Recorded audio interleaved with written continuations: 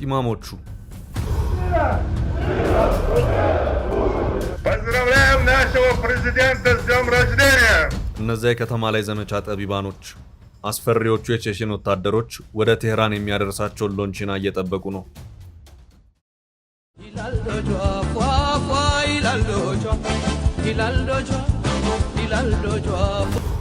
ፎሬን ፖሊሲ የተሰኘ አንድ ዝነኛ ዓለም አቀፍ ፖለቲካ ጉዳዮች ተንታኝ ድረገጽ አንድ ወቅት Russia tries to terrorize Ukraine with images of Chechen soldiers የሚል ዘገባን አስነብቦ ነበር።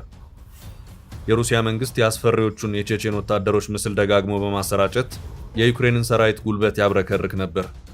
ምክንያቱም የቼቼን ወታደሮች በስም ብቻ ሳይሆን በግብርም ልዩ አቅምና ችሎታ ያላቸው እንኳን በአካል ተገኝተው ፎቶአቸው ሽብር የሚለቅ አስፈሪ የጦር ሰራዊት ናቸው።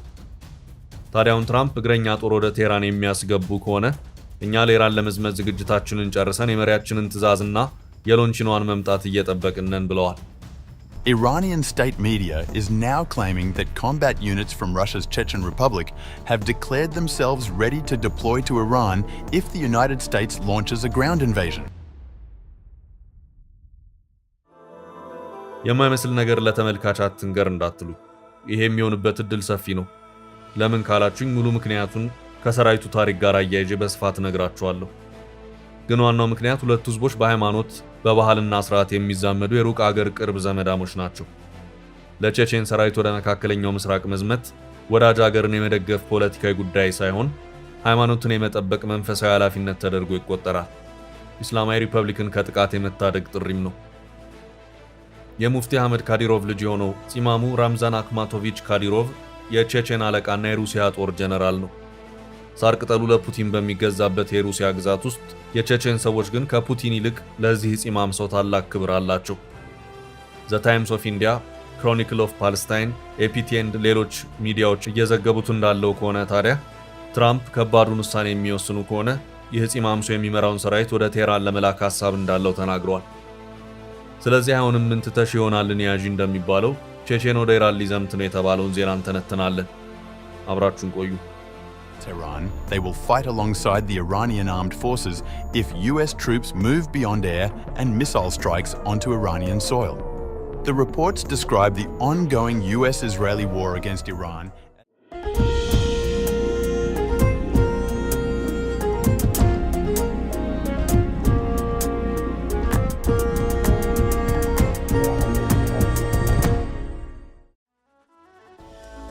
ቼችኒያ ሪፐብሊክ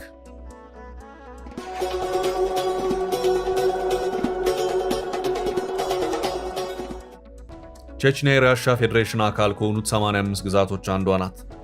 በራሻ የፌዴራል ስርዓት ውስጥ ከሚገኙት 22 ራስ ገዝ ሪፐብሊኮች ውስጥ ትመደባለች።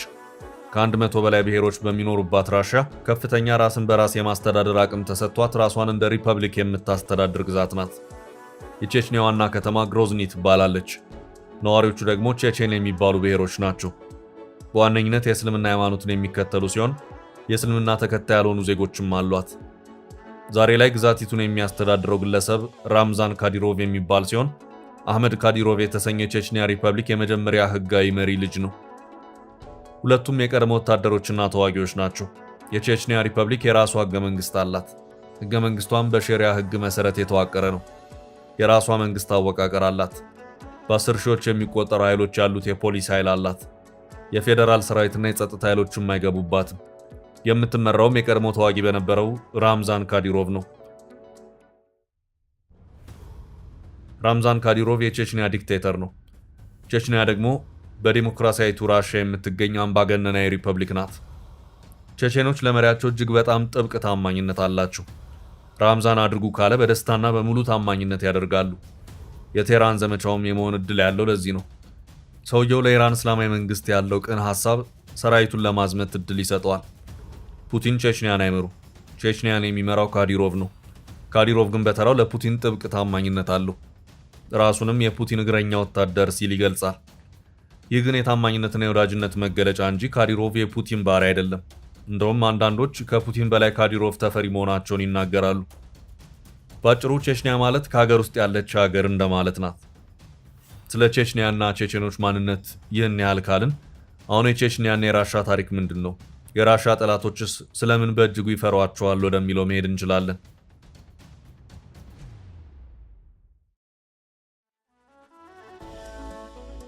ጦርነቱና የፑቲን ብልሃት። በፈረንጆቹ 1991 የሶቪየት ኅብረት በይፋ ወደ 15 ሉዓላዊ ሀገራት ስትበተን በታሪኳ ከመቼውም ጊዜ በላይ ተዳክማ ነበር። የሶቪየት ኅብረት መፍረሱ አልበቃ ብሎ ከ100 የሚበልጡት የራሻ ብሔሮች ራሳቸውን ችለው ሀገር የመሆን ፍላጎት እያሳዩ ነበር። በጊዜው በሀገሪቱ በነበረው ከፍተኛ ኢኮኖሚያዊ ውድቀት፣ ማህበራዊ ቀውስ፣ የጸጥታ መደፍረስና በህዝቡ ላይ ደርስ በነበረው ከፍተኛ ጉስቁልና ምክንያት የራሻ ብሔሮች ልክ እንደ ሶቪየት ሪፐብሊኮች ራሳችንን ችለን ሀገር ካልሆንን ማለት ጀምረው ነበር። የሶቪየት ኅብረት ስትፈርስ ራሻ በመቶዎች የሚቆጠሩ ዘመናት ሂደት ያገኘቻቸውን ግዛቶች ነው ያጣችው። ለዚያ የዳረጋት ደግሞ የነ ቭላዲሚር ሌኒን እጅግ በጣም የተሳሳተ የብሔር አስተሳሰብ ነበር። ዛሬ በሀገራችን ከፍተኛ መከራከሪያ የሆነው የራስን ዕድል በራስ የመወሰን መብት በመጀመሪያ የተተገበረው በሶቪየት ኅብረት ነው። የሐሳቡ ባለቤት ደግሞ ሌኒን ናቸው። የተወሰኑ ብሔሮችን በተወሰኑ ግዛቶች ወስኖ ራሽያን ሶቪየት ኅብረት ወደምትባል የብሔር ኮንፌዴሬሽን የለወጣት እሱ ነው። ዛሬ ሀገራችን የምትተገብረው የብሔር ፌዴራሊዝም ብሔሮች ሀገር በሚባል አስተሳሰብ መታሰር የለባቸውም ብሎ በሚያምኑ ኮሚኒስቶች የተፈጠረ ነው። ይህ አስተሳሰብ በመጨረሻ በብዙ መቶ ዘመናት የተገነባችውን ራሻ በመጀመሪያ ወደ 15 ሪፐብሊኮች በተናት። ቀጥሎ ደግሞ ከሶቪየት ኅብረት የተረፈችውን ራሻ በመበታተን አደጋ ላይ ጣለ። ፑቲን ዛሬ ድረስ ሌኒንን ስለዚህ ስራው ይረግማሉ። የራሻና የቼችኒያ የጸብ ታሪክ የሚጀምረው ከዚህ ነው። ከሶቪየት ኅብረት መፍረስ ማግስት ከራሻ የመገንጠል ጠንካራ ፍላጎት ያሳየችው ዋነኛ የራሻ ሪፐብሊክ ቼችኒያ ነበረች። ቼቼኖች የመገንጠል ፍላጎታቸውን በጠንካራው ማንጸባረቅ ብቻ ሳይሆን በይፋ ራሳቸውን የቻለው ሀገር መሆናቸውን አወጁ። ከዚህ በኋላ የመጣው እልቂት አሰቃቂ ነበር። በጊዜው በቦሪስ የልሲን ይመራ የነበረው የፌዴራል መንግስት ቼችኒያ ብትገነጠል የተቀሩት የራሻ ግዛቶችም ተመሳሳይ እርምጃ ይወስዳሉ ብሎ በማሰብ ቼችኒያን በኃይል ለመመለስ 70,000 የራሻ ወታደሮችን ወደ ግዛቲቱ አዘመተ። ቼችኒያ ደግሞ በተራዋ 15,000 ተዋጊዎች ያለው ሸማቂ ሰራዊት ሰበሰበች። የራሻ ሰራዊት ያለ የሌለ ወታደራዊ ኃይሉን በመጠቀም ቼችኒያን ቀጠቀጠ። ከተሞቹ አመድ እስኪሆኑ ድረስ በጦር አውሮፕላን ተደበደቡ። ሮኬቶች በቼችኒያ ሰማይ ላይ እንደ ዝናብ ወረዱ። 70,000 የራሻ ወታደሮች ቼችኒያን ለማስመለስ ዘመቻ ጀመሩ። ቼቼኖቹ ግን የሚቀመሱ አልሆኑ። ምንም እንኳን ከራሻዎቹ ጋር ፍጹም የማይገናኝ የሰው ኃይልና የመሳሪያ አቅም ቢኖራቸውም ለራሻ ሰራዊት የሚቀመሱ አልነበሩ። የራሻ ሰራዊት የቼችኒያን ተራሮችና ከተሞች ለመቆጣጠር ባደረገው ሙከራ ሁሉ እጅግ በጣም ከፍተኛ ውጊያ ይጠብቀው ነበር። አሜሪካን ለመዋጋት የሰለጠነው የራሻ ሰራዊት በቼቼኖቹ ፊት አቅም አነሰው።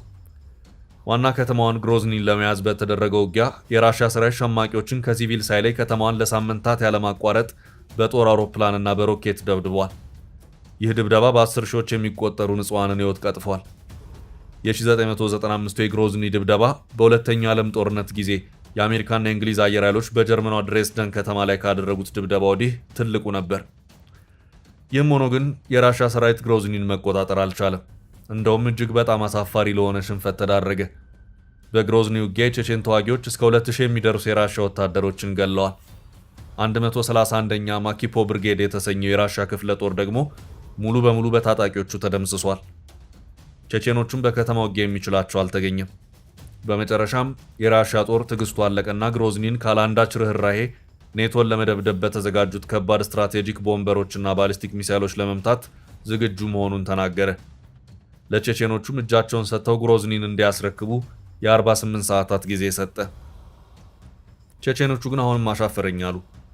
በዚህ መሃል የራሻ ሰራዊት እንደዛተው ግሮዝኒን ከአፈር ሳይደባልቅ ጀነራል አሌክሳንደር ሌቤድ የተሰኙት የራሻ ጀነራል ከቼቼን ሸማቂዎች ጋር የተኩስ አቁም እንዲፈረም አደረጉ።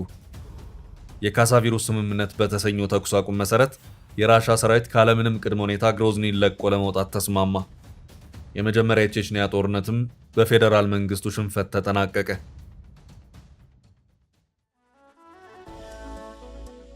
ለቀጣዮቹ 6 ዓመታት ቼችኒያ ከፌዴራል መንግስቱ ቁጥጥር ውጭ የሆነች ነገር ግን ዓለም አቀፍ ዕውቅና ያልተሰጣት ሀገር ሆና ቀጠለች። በ1999 ቼቼኖቹ ዳግም ራሽያን አጠቁ። የቼችኒያ ተገንጣዮች የራሳቸው ግዛት አልበቃ ብሏቸው ዳግስታን የተሰኘችውን ሌላ የራሽያ ግዛት ወረሩ። የራሻ ፌዴራል ሰራዊትም ድጋሚ ቼችኒያ ዘመተ። አሁን ግን መሪው አዲሱ ፑቲን ናቸው። ፑቲን የኤልሲንን ስህተት አልሰሩም። በቼችኒያ ላይ ቦምብ ማዝነብ ተገንጣዮቹን ከመደገፍና በህዝቡ ልብ ጥላቻን ከማሳደር ያለፈ ዋጋ እንደማይኖረው ተረድተዋል። ከዚያ ይልቅ በሸማቂዎች የተማረሩ የቼችኒያ ተዋጊዎችን አሰባስበው ከራሻ ሰራዊት ጋር በጥምረት እንዲሰሩ አደረጉ። የራሻ ሰራዊት እንደ ቀድሞ በጭፍን ቦምብ በመጣል ፈንታ ብልሃት የተሞላበት ጸረ ሽምቅ ውጊያ ማካሄድ ጀመረ። በተቻለ መጠንም ሰላማዊ ቼችኒያ ዜጎች እንዳይጎዱ ለማድረግ ሞከረ። የራሻ ሰራዊት በቼችኒያ ለሚዋጉ ወታደሮቹ ባዘጋጀው የውጊያ ማኗል ቼቼኖች ራሳቸውን የሚያከብሩ ኩሩ ህዝቦች ስለሆኑ ተገቢውን ክብር ካልሰጣቸው ጠላት ይሆኗል። ወታደሮቻችን በቼችኒያ ከተሞች ሲዋጉ ለሰላማዊ ዜጎችና ለቤተሰቦቻቸው ክብር ሊያሳዩ ይገባል። ካልሆነ አንድ ሰው በናቁ ቁጥር አንድ ጠላት እያፈሩ ይሄዳሉ የሚል ምክር አስፍሯል። በተጨማሪ ደግሞ ወታደሮች በቼቼን ዜጎች መካከል ሲሆኑ ጥንካሬና ጀግንነት ማሳየት እንዳለባቸው ይናገራል። ቼቼኖች ጀግና ተዋጊ ህዝቦች እንደመሆናቸው ጀግኖችን ያከብራሉ። እናም ወታደሮቻችን ክብር ከማሳየት ጎን ለጎን ጀግንነታቸውንና ጥንካሬያቸውን ሊያንጸባርቁ ግድ ይላል ሲል ተናግሯል። ፑቲን ከመጡ ወዲያ የራሻ ሰራዊት ከቼቼኖች ጋር በተዋጋቸው ዓመታት ስለ ቼቼኖች አስተሳሰብ ብዙ ትምህርት አግኝቷል። ቼቼኖችንም ከሞላ ጎደል መረዳት ችሏል። ሰራዊቱ ጦርነቱን የጨረሰው ይህን እውቀት በመጠቀም ቼቼኖች ራሻዎችን እንደ ጠላት ማየት እንዲያቆሙ በማድረግ ነው። ቼቼኖችን በኃይል ብቻ ማንበርከክ ስለማይቻል ከኃይል በተጨማሪ ክብርና ትህትናን መጠቀም እንዳለበት ተረድቷል። 3 ዓመታትን በፈጀ ሁለተኛ የቼቼን ጦርነት ተገንጣዮቹ ከራሻ ጎን በሚዋጉት የቼቼን ተገንጣዮች ተሸንፈው ወደ ጫካ ሸሹ። ውጊያው ካለቀ በኋላ የራሻ ሰራዊት የቼቼንን ጸጥታ ጉዳይ ለቼቼን ታጣቂዎች አስረክቦ ግዛቲቱን ለቆ ወጣ። እንደ አውሮፓውያኑ አቆጣጠር በ2003 ግዛቲቱ ሪፈረንደም አድርጋ በከፍተኛ ድምፅ ላለመገንጠል ወሰነች። ቀድሞ የተገንጣዮቹ ጀነራል የነበረው አህመድ ካዲሮቭ የሚመራው ራስ ገዝ የቼቼን አስተዳደር ተመሰረተ። ከዚያን ጊዜ ወዲህ በቼችኒያና በራሻ መሃል እርቅ ወርዷል። ቼቼኖቹም በውስጥ ጉዳያቸው፣ በአስተዳደራቸው፣ በባህላቸውና በአኗኗራቸው እንዲህ ካላደረጋችሁ ብሎ የሚረብሻቸው የክሬምሊን ሰው የለም። ነገር ግን ሙሉ በሙሉ የራሻ አካል ናቸው። ነገር ግን በሩሲያ ዩክሬን ጦርነት ወቅት የቼቼን ሰራዊት ሀገሩን ብሎ በዩክሬን ሰራዊት ላይ ሲዘምት ራምዛን ካዲሮቭ ተቃዋሚ የሆኑ የቼቼን አመፀኞች በዩክሬን ወገን ሆነው መዋጋታቸው ይነገራል። ታዲያ እነዚህ ድንበር የለሾቹ ፍርሃት አልባዎቹ ፂማሞቹ የራምዛን ካዲሮቭ ጎረምሶች ወደ ቴህራን ለመዝመት ያመነታሉ ብሎ ያስባሉ? አንዳንድ የመረጃ ቋቶች የኢራን መንግስታዊ ሚዲያን ጠቅሰው ቼቼኖች ስለዚህ ዘመቻ ዝግጁ መሆናቸውን ዘግበዋል። ነገ ምን ይፈጠር ይሆን? ጊዜ ጌታ ለሁሉም መልስ አለው። እኛ ግን እዚህ እንሰናበታችሁ።